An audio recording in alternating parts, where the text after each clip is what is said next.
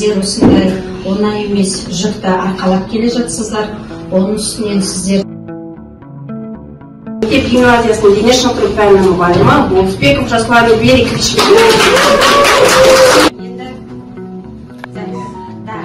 Енді бұл дегенім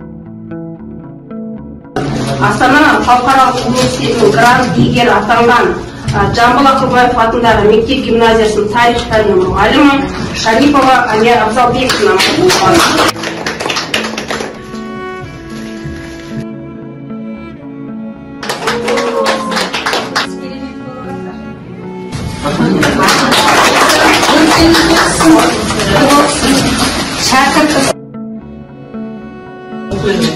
Мекенбаева Әйгерім Дәулетияровна.